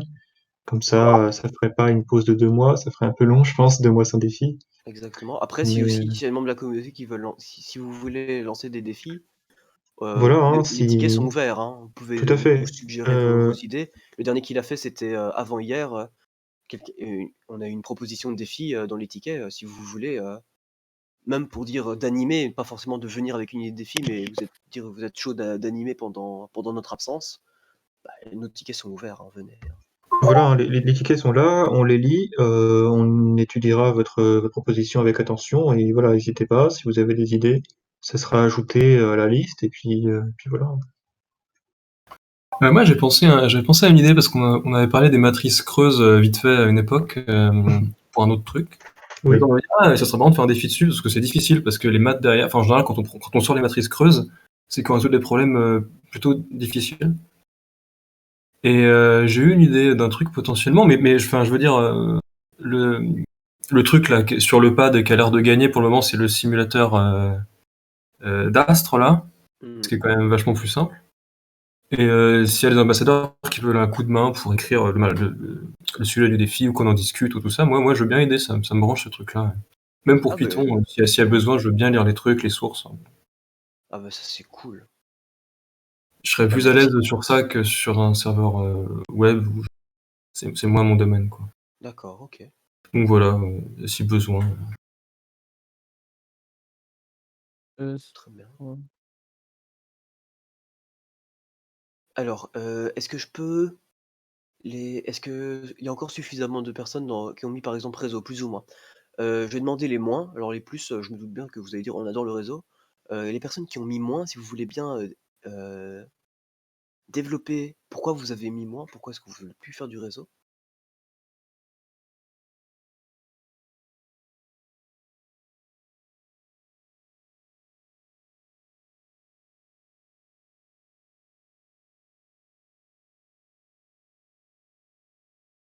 Ah oui, ça Ok. peut être un argument, la diversité des défis, donc éviter d'enchaîner des défis sur les mêmes sujets. Très bien, ok, d'accord. Moi, c'est pour ça que j'ai mis le point d'interrogation aussi. C'est parce que je trouvais que le sujet était vraiment bien, mais il était aussi bien parce qu'il changeait la dernière fois, justement. Ok. Ok. Bah, ok, du coup, recasting. Alors moi, pour le recasting, j'ai mis point d'interrogation, ou bien j'ai mis un moins. C'est parce que j'en ai jamais fait. Donc ce sera un défi pour moi. Et j'ai pas envie d'avoir de défi pour moi. Je préfère Moi, pouvoir briller par mes connaissances. je trouve ça dur, personnellement, mais bon. Je trouve ça aussi très dur. Et d'une certaine manière, j'ai quand même peur que d'un coup, tous les langages de scripting soient mis à la poubelle, quoi. PHP, JS, Python, Ruby, Perl, bam, tout cela à la poubelle parce que bah y a pas vraiment c'est pas vraiment les langages dans lesquels tu penses faire du recasting d'entrée de jeu, quoi. Encore Python, pourquoi pas, mais PHP, Ah. ça va être chaud, quoi, par exemple. Enfin, Lazare, ça donnerait une occasion d'apprendre Rust. Mais justement, j'ai pas tellement le temps et la motivation d'apprendre un langage de Ouais. programmation complet pour un défi d'une semaine, quoi. Parce Je que, trouve je qu'une fais du semaine, Rust c'était chaud, hein. Oui, Parce que genre le sujet est chaud aussi, je pense, même pour une semaine, je pense que le sujet non reste mais très rien chaud. que le serveur là, parce que genre entre tout ce qu'on a à faire, enfin je sais pas vous, mais je pense que je suis pas le seul à avoir, des trucs à faire en dehors de ça, donc je trouve que c'était un peu court quand même. Donc s pour un truc comme ça, 2 Ouais, semaines, c'est peut-être bien. je reste d'avis quand même qu'il faut que les défis longs restent exceptionnels quand même. Je pense que effectivement chacun a des trucs à faire en dehors des défis. Donc si on pouvait limiter le nombre de défis qui s'étalent sur 1 ou 2 semaines, c'est mieux, je pense. Et rester dans des trucs plus simples, qui sont réalisables assez rapidement, assez simplement. Genre le Je week-end, pense quoi. que Alors ça, je vais poser voilà. la question à nos physiciens. Un simulateur de système stellaire, à votre avis, quelle complexité? C'est plus un défi d'une semaine ou bien plus un défi d'un week-end? je réfléchis. Je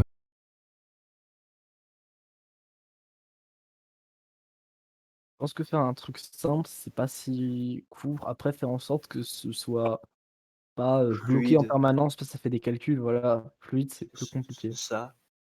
Parce que ça demande pas seulement Moi, des connaissances en physique, mais aussi, en fait, ouais, c'est assez facile, il n'y a même pas besoin de faire les implémentations. Je veux dire, si on connaît rien à ce que c'est qu'une matrice ou un vecteur ou machin, on s'en sort quand même, hein.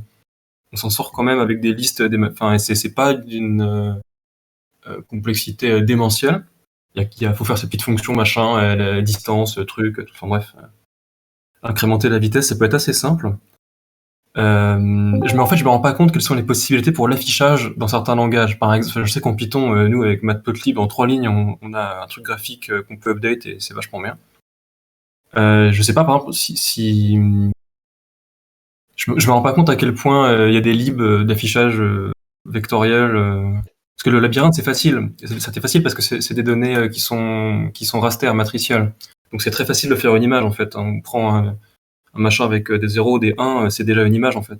Mais pour du vectoriel, c'est plus compliqué l'affichage. Donc, je sais pas trop, ça dépend des Et livres je disponibles crois pour qu'on en ça. avait discuté aussi, mais l'affichage, tout ce qui est PHP, ça passe pas. Alors, je peux pas Parle à ma place, Justin. PHP, c'est compliqué. Honnêtement, pour faire de l'affichage en PHP, je ne pense pas que ce soit un langage fait pour. C'est vrai que, bon, voilà, représenter des planètes, etc. en PHP, honnêtement, je ne vois pas du tout comment ça pourrait être fait. Sur la console, c'est pas possible? Oui, on Avec peut le print Faire un des genre de caractères. rasterizer, quoi. On peut print des caractères, mais honnêtement, représenter des planètes dans une console, je sais pas. J'ai une question Ils pour ont vous parce limité que à 80 km, à 80 caractères de large, ça fait short aussi. mais en fait, tu vois, tes planètes, ça pourrait être des hashtags dans ta console, tu vois? Ouais, moi j'imagine exactement ça, hein. Ouais. Simulateur, c'est pas forcément, ça peut être des objets ponctuels aussi. Enfin, d'ailleurs, je pense que c'est comme ça qu'il faut commencer par le faire. Ouais, à voir. En tout cas, il est certain que c'est peut-être plus compliqué dans certains langages que dans d'autres.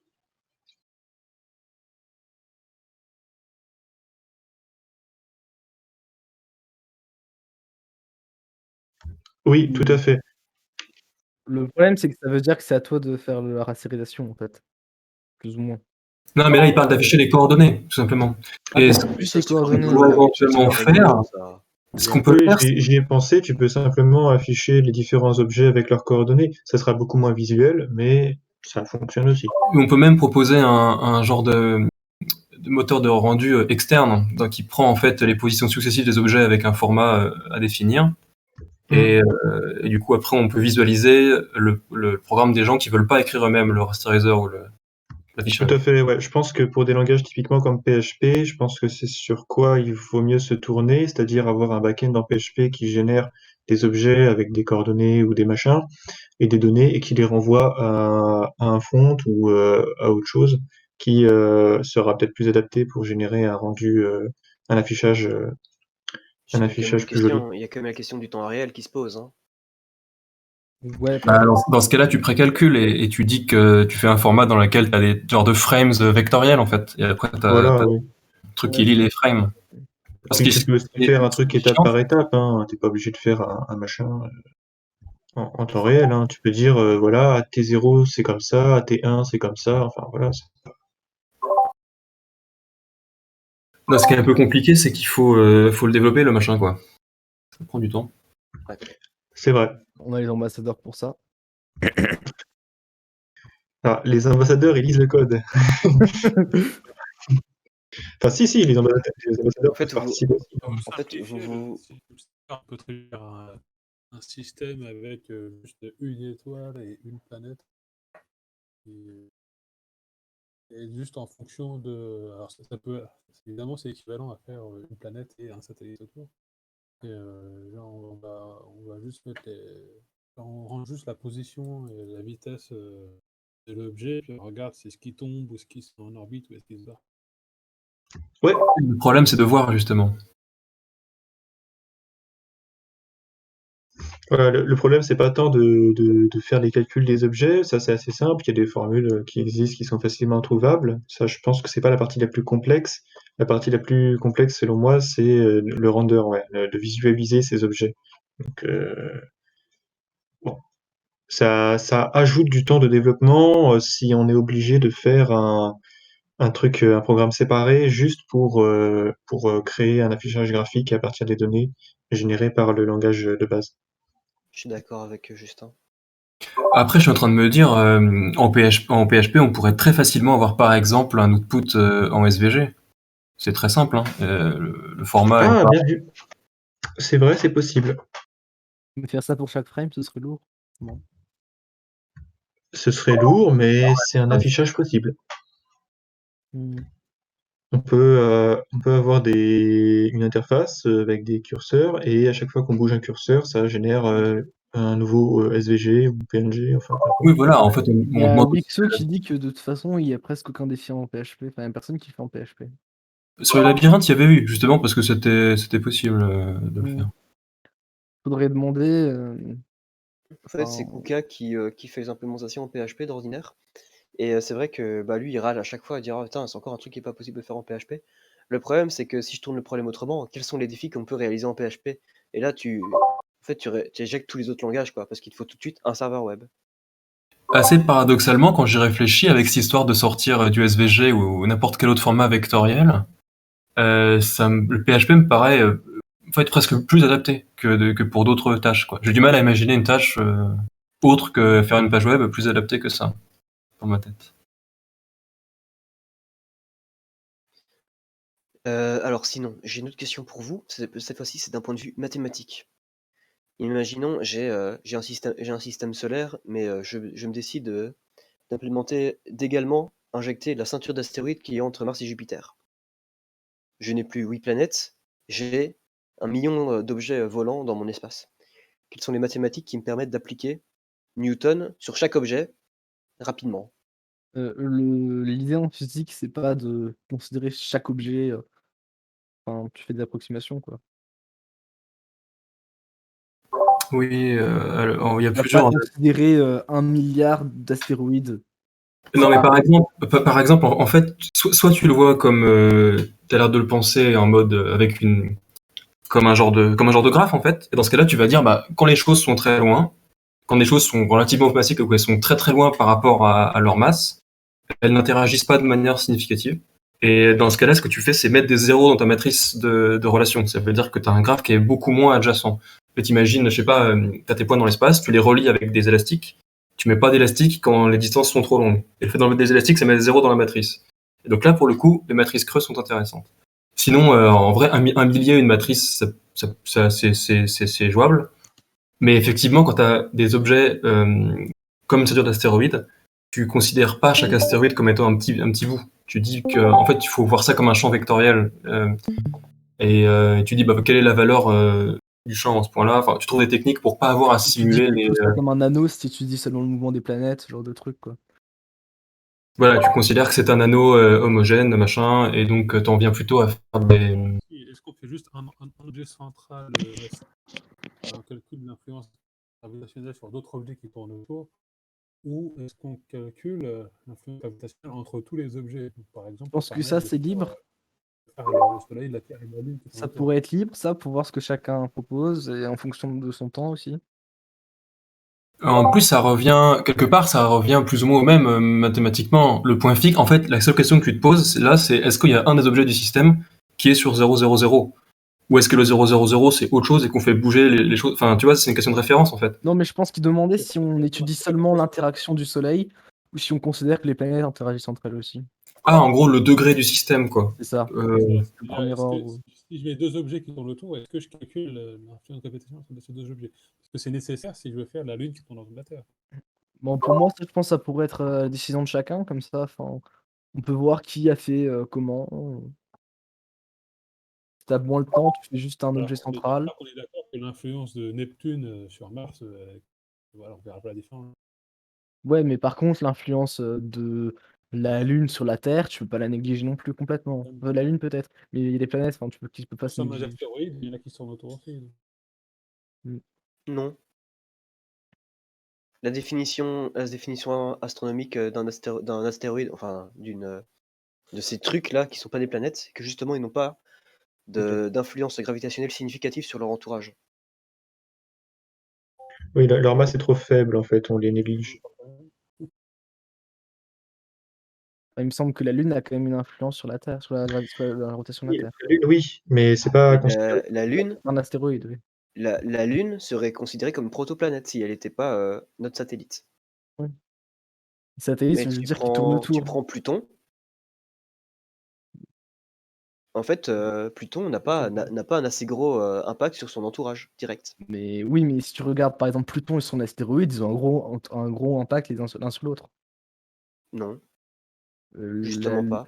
La lune de Pluton et Charon, Pluton. Charon n'a pas, en fait, Charon n'a pas d'influence gravitationnelle significative de la présence de Pluton. Il me Et c'est semble ça qu'il justement tourne qui a sur un décidé, autour et c'est ça qui a d'un. justement décidé que Pluton a été relégué au rang des protoplanètes et non pas des planètes. Parce que non, il me semblait que Pluton, effectivement, n'a pas d'influence sur les autres planètes, mais Pluton et Charon, par exemple, ont une forte influence l'un sur l'autre, parce qu'ils tournent autour d'un point central. Si Pluton n'est plus considéré comme une planète, c'est parce qu'il fait partie d'une ceinture d'astéroïdes. J'avais cru comprendre que en fait, Pluton n'avait pas assez fait le ménage autour de lui, qu'il n'avait pas agrégé assez de choses autour de lui pour devenir une planète, en fait. Moi, j'avais compris les choses dans ce genre-là. C'est ça, oui. En fait, c'est pas encore une planète. Il C'est manque ça. quelques millions d'années pour qu'il attrape des astéroïdes au passage et qu'ils grossissent pour que ça devienne vraiment une planète, je crois. Oui, parce que dans la ceinture, il y a d'autres planètes naines, même plus grosses que Et il y en a même des plus C'est grosses ça. que Pluton, oui. Vous Oui, aussi c'est ça. participez à l'effort national des astronomes en herbe pour aider Pluton à devenir une vraie planète. Mais peu Pluton, on lui a Tout ce que donné, vous on avez lui a à donné faire, c'est seulement. envoyer On lui en vos a- défections dans cette direction. Et un jour, peut-être, avec suffisamment de déjections, Pluton deviendra la vraie planète qu'elle mérite d'être. Merci Lazare. Je vous propose qu'on écrive tous un courrier à la NASA. N'hésitez pas à ça envoyer votre CV. Librairie JavaScript front-end obsolète.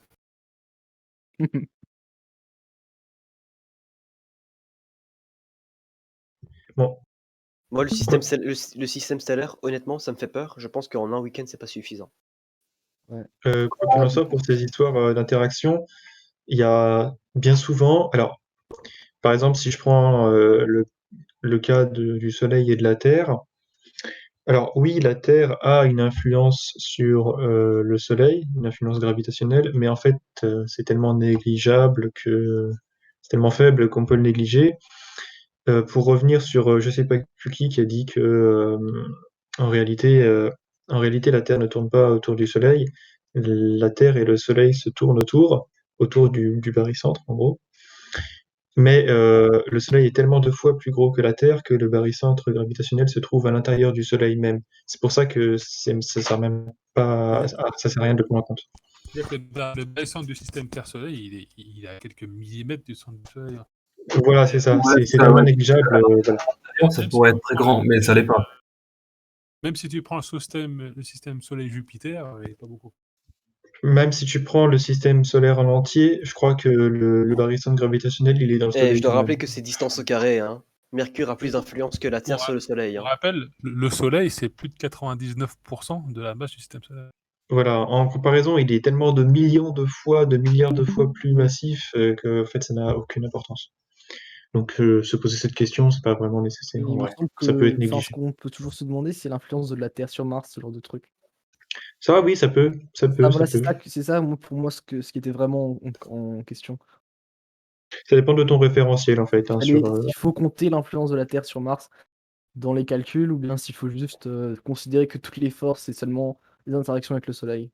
Alors moi, la vraie question à se poser, c'est quelles sont les influences de Mars dans les Dans la- guerres entre Athènes et Sparte. Merci, Lazare, pour cette intervention de qualité. Je pense que les vraies questions, non, mais la vraie question, c'est pas forcément dans la guerre entre Athènes et Mars, mais sur l'influence de Mars dans notre vie, parce que moi, je crois que je suis né sous Mars. Et... Ça, on avait remarqué. Hein. Ouais. À propos d'influence gravitationnelle, c'est la planète Neptune qui avait été découverte parce qu'on avait remarqué une anomalie dans la. Tout à fait. Oui, absolument. Ouais. C'était dans l'orbite de Uranus, hein, c'est bien ça? Bon bah bonsoir tout le monde. Bon, bref, en définitive, ça dépend du degré de complexité que vous souhaitez apporter à votre programme. Hein. Voilà, si vous voulez pas les coder, vous les codez pas, et puis vous prenez juste les interactions entre le Soleil et les planètes. Ça dépend surtout si on regarde sur les temps longs ou pas, parce que sur les temps courts, ça joue peu, mais sur des temps longs, en fait, ça crée des systèmes qui sont qui peuvent être plutôt chaotiques ou de périodicité très élevée. Donc ça va dépendre si on s'intéresse à simuler des temps longs ou à simuler des temps courts, on va dire. Si on C'est fait vrai trop... aussi. De quoi? C'est vrai aussi. Je pense qu'avoir quelque chose d'acceptable sur un temps court, c'est déjà suffisant. Après, c'est déjà quelqu'un qui peut faire sa simulation comme il veut, je pense. Enfin, Oui, je pense. mais voilà, c'est ça. Non, mais je pense aussi qu'il faut laisser la liberté. Mais comme ça, Sinon, chacun peut faire ce qu'il veut. Pour conclure un peu le débat, s'il y a des physiciens que je dis physicien, mais c'est en fait c'est n'importe qui a une idée concrète de comment faire le truc. S'il y a des personnes qui sont motivées de venir nous pondre un sujet, parce que je pense que personne dans les ambassadeurs, nous n'avons de connaissances suffisantes pour parler. S'il y a des gens qui sont motivés par défendre ce défi, venez nous voir dans les tickets, venez nous voir en fait peut-être avec de la documentation sur le sujet, qu'on puisse un peu se mettre à jour, et on avise à ce moment-là. Est-ce que ça vous va? Sinon, on peut se renviser sur Sinon, autre chose. faudrait demander dans science s'il y en a qui truc, parce que bon, moi, je suis en sup, hein. Je sais pas les autres, mais alors que dans le Canadien, science, il y en a qui ont vraiment fait la physique. Oui, mais il n'y a pas besoin d'avoir fait de la physique très très violente pour un Non, système mais lien avec quelques non, points de mais complexité démentielle. non, mais enfin, Oui. pour voir à peu près qu'est-ce qu'on peut faire et de Mais moi j'ai envie de pouvoir. mettre des milliers de points. Si tu mets des milliers de points, là, c'est plus problématique, hein. On va peut-être rentrer dans le domaine de la physique des fluides, ça risque d'être assez complexe à simuler. Des milliers de points pour la physique des fluides. Des dizaines de millions de points, si on veut. En fait, si tu as plein de petits points et qu'ils interagissent tous ensemble, tu peux les considérer comme un fluide. Ah. Ah, je crois qu'en plus, on ne fait pas de méca fluide en MP. Moi j'ai arrêté mes études avant ça. Mais c'est beaucoup trop complexe même pour moi en vrai. C'est même pas la peine d'y songer. Fluide, bon, ça dépend. Tu vois, je savais qu'il allait venir comme ça pour dire que c'était Non, facile. non, il y a des trucs qui sont tellement compliqués qui sont pas résolus et qui le seront jamais. Et il y a des trucs, par contre, enfin, c'est pas une branche des sciences où tu peux rien faire, quoi. Enfin, je veux dire, sans niveau de maths, tu peux calculer des trucs en fluide. Tant que tu regardes pas la turbulence, des trucs comme ça, très très compliqués. T'as des trucs vraiment intéressants sur la mécanique des fluides, justement en l'approximant avec plein de points qui sont pas inabordables. Par exemple, pour faire des défis, c'est pas forcément un truc inabordable, quoi. Il y a des problèmes très difficiles en mécanique des fluides, c'est pas forcément que des trucs horribles, quoi. Ouais. Par exemple, on pourrait trouver un truc qui approxime les solutions de l'équation de Navier-Stokes. Bah, c'est ce qu'on fait, mais on prend des cas particuliers. On dit, vu qu'on connaît pas dans le cas général, on dérive en fait un modèle particulier dans un cas spécial de ce que Navier-Stokes raconte. Genre on dit gradient constant, machin, enfin bref. Et si on fait assez de suppositions, on a des trucs qui sont pas du tout inabordables en fait. Le problème, c'est plutôt de trouver, poser le bon modèle. C'est moins évident, je dirais. Mais ouais, c'est peut-être pas bête, hein, les trucs de fluide pour un défi, ça peut être intéressant. Faut creuser un peu. Bref, je pense que ça devient complexe là. Autant au niveau maths qu'au niveau physique. Parce que si le but c'est juste de recopier bêtement des algos qu'on voit sur internet, c'est pas forcément très. À ton avis, qu'est-ce que les gens ont fait pour les algotries? Moi je le connaissais mon algo. C'est pas pareil. Sinon, j'ai lu une autre proposition, il est marqué dans la liste, jeu de la vie. Qu'est-ce que vous pensez de faire un jeu de la vie? Alors moi, jeu de la vie, c'est un big moins, parce que je l'ai déjà fait, ça me saoule. Moi, je pense que c'est bien, mais qu'il faut pas limiter les règles uniquement au jeu de la vie. Il faut faire un truc un peu plus, parce que c'est facile à faire un jeu de la vie. En fait, c'est vraiment très. Je trouve que c'est trop Ouais, facile. vraiment, je trouve aussi. Enfin, c'est très rapide.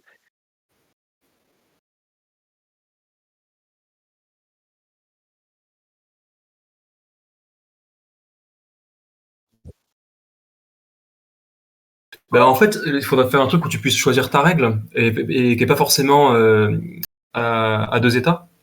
En fait, un automate cellulaire général, tu peux même faire des choix sur des grilles qui sont pas des grilles de connexité 4, donc pas sur des carrés, sur les hexagones, sur les triangles. Les automates cellulaires, en fait, c'est un truc beaucoup plus large que le Il y jeu a de la des vie. travaux sur les automates cellulaires, sur des conditions sur les règles pour que ce soit au niveau Stable. d'une machine de Turing. Alors, il y a ça. Je crois que dans l'ensemble, les problèmes là-dedans ont été posés, mais pas vraiment résolus. Il y a des choses qu'on sait, il y a des choses qu'on ne sait pas. On sait que presque tous les automates qu'on peut fabriquer alors, je vais dire des bêtises. Je vais dire des bêtises, donc je vais regarder et on verra. Éventuellement, renvoie-moi un message et je regarderai, mais j'ai pas la réponse comme ça. En tout cas, c'est un sujet qui est plus large que juste un jeu de la vie.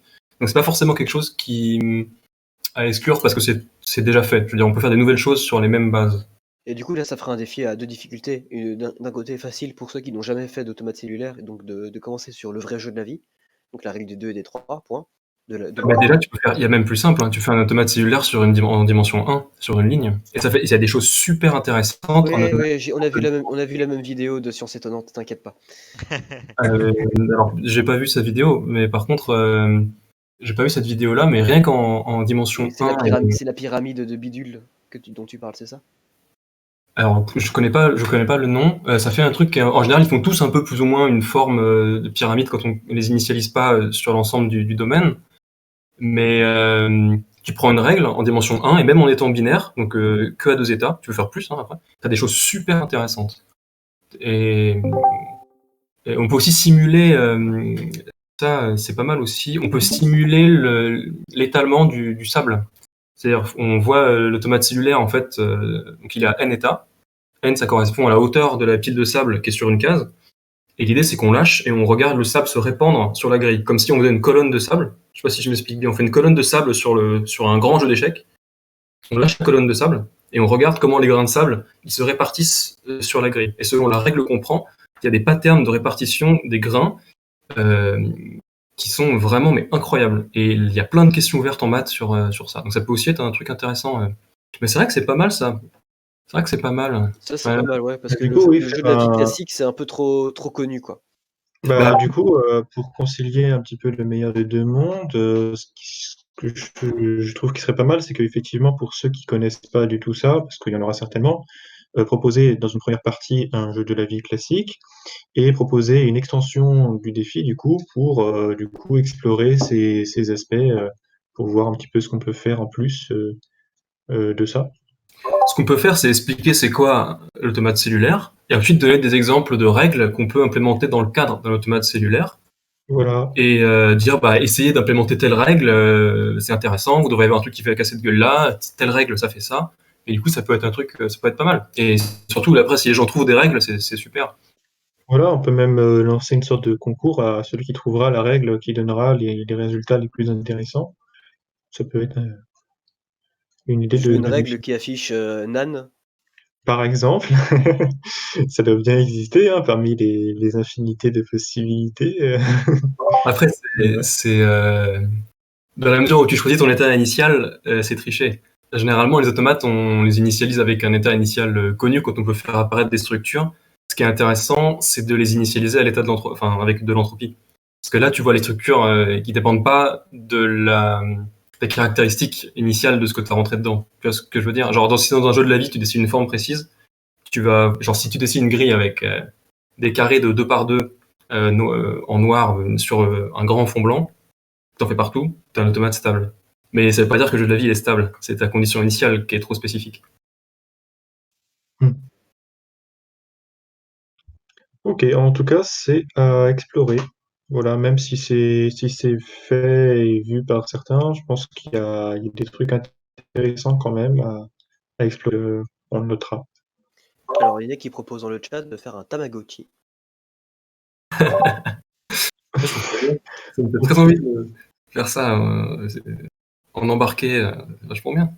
C'est spécial, pourquoi pas. Alors, il faut savoir que le Tamagotchi, j'ai regardé c'est un défi qui est repris dans... Vous avez déjà vu ce screenshot hein, des défis, genre une centaine de défis de programmation en informatique. Et en fait, mine de rien, le Tamagotchi est listé dans la partie difficile, des programmes difficiles à faire. Ah ouais. Il y a plein de cas, je suppose. C'est que c'est pas difficile, c'est que c'est long à faire. C'est en fait, tu dois coder plein de conditions, genre l'état de santé, mais l'état de santé musculaire, ceci, cela, et avoir plein de facteurs qui influencent chacune de ces métriques-là. C'est pas juste nourrir la bébête une fois par jour, quoi. En fait, c'est comment on appelle ça, là? C'est un truc d'état, là, comment on dit? Machine à état. Machine à état, voilà. C'est ça, ouais, avec des conditions et en fonction de telle ou telle condition, on passe d'un état à l'autre, etc. Ça peut être un beau défi pour introduire une machine à état, hein. Mieux qu'implémenter un moteur de regex. Oui, mais tiens, je suis assez d'accord. Je suis très d'accord. ça serait pas mal, effectivement, si on faisait des défis qui présentent un sujet, par exemple les Tamagotchi, en apparence tout à fait innocents, mais derrière, on introduise justement un concept un peu plus poussé, tels que les machines à état, par exemple, pour montrer effectivement un lien entre ces outils mathématiques, etc., et des exemples concrets de la vie réelle. Ouais, Et après, je on vous cache réutilise pas ça que et on si fait des chaînes de Markov pour avoir une IA qui tient Tamagotchi le vivant le plus longtemps possible. Je vous cache Mhm. pas que moi, si on me dit recoder un moteur de regex, bon, ça me donne moins envie que de faire un Tamagotchi, quoi. Ouais, en plus, ce Voilà. qui est intéressant, c'est que contrairement au moteur de regex où il y a, on va dire, une norme, pour les Tamagotchi ou les automates cellulaires, il y a un sujet, on va dire, un canevas, un background qui est très riche. Et selon les règles qu'on prend, ça peut être très compliqué et très simple. C'est-à-dire qu'on peut faire une règle de Tamagotchi très très simple. Je nourris, au bout de 3 jours, il meurt. Fin de la règle. Machine à état, 2 états, mort, vivant, manger une variable. Et c'est fini. Donc on peut aussi être granulaire sur la règle, pour proposer plusieurs règles en fait. On dit bah voilà la règle 1. Tiens, maintenant on évolue, on prend en compte telle variable et on fait un ensemble de règles qui est plus compliqué. Ce qui est intéressant, c'est que du coup, bah, chacun peut amener le défi jusqu'où il veut. Je trouve ça C'est pas vrai. mal. Puis on peut même guider en disant il faut au moins trois influences extérieures qui vont guider l'évolution du Tamagotchi. Enfin, on peut donner des petites règles comme ça, ou bien on peut laisser le truc entièrement libre et avoir du coup des